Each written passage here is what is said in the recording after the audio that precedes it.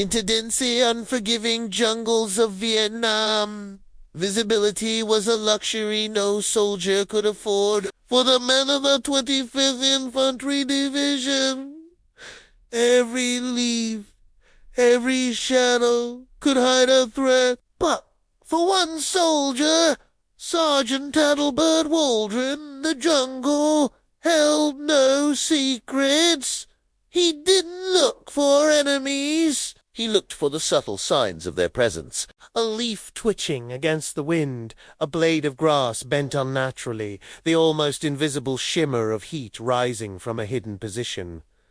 Waldron saw movements, not Bodhi's. This uncanny ability turned him into a legend, a ghost who hunted ghosts. His superiors, initially skeptical, were soon astounded. Reports would come in of an enemy sniper pinning down a platoon. While others struggled to locate the source of the fire, Waldron would calmly scan the terrain. He'd point to a seemingly empty patch of dense foliage, 100, 200, sometimes even 500 yards away. There he'd say, and with a single, perfectly placed shot, the threat would be neutralized. One afternoon, his platoon was trapped by a Viet Cong sniper hidden in a coconut palm nearly 1,000 yards away. An impossible shot for most, especially with the thick canopy. Panic was setting in.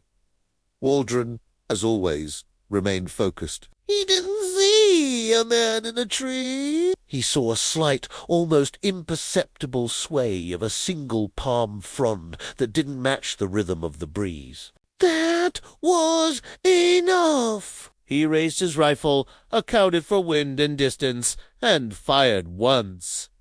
Silence returned to the jungle. The enemy sniper was gone.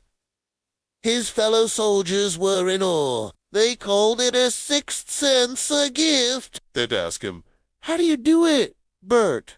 How do you see what no one else can?" Waldron would just give a humble shrug. For him, it wasn't magic. It was a state of total focus, of becoming one with the environment. He understood that in a place designed to conceal, the smallest inconsistency was the biggest giveaway. He was reading the jungle's language, and it was telling him exactly where his enemies were trying to hide.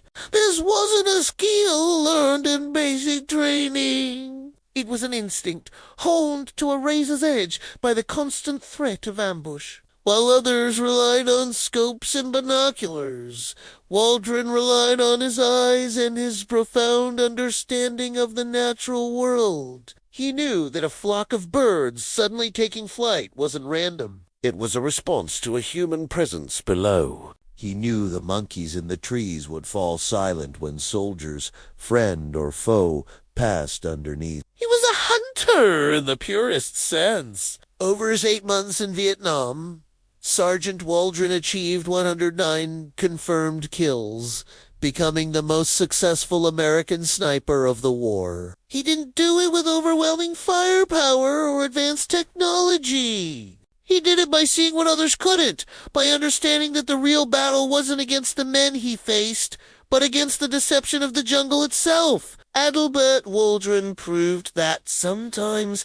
the most powerful weapon isn't a rifle, but a pair of eyes that can see the truth hidden in plain sight. His story is a powerful reminder of the extraordinary abilities that can emerge under the most extreme pressure. Thanks for watching. If you found this story as incredible as we did, make sure to like, subscribe, and hit that notification bell for more incredible true stories. See you next time.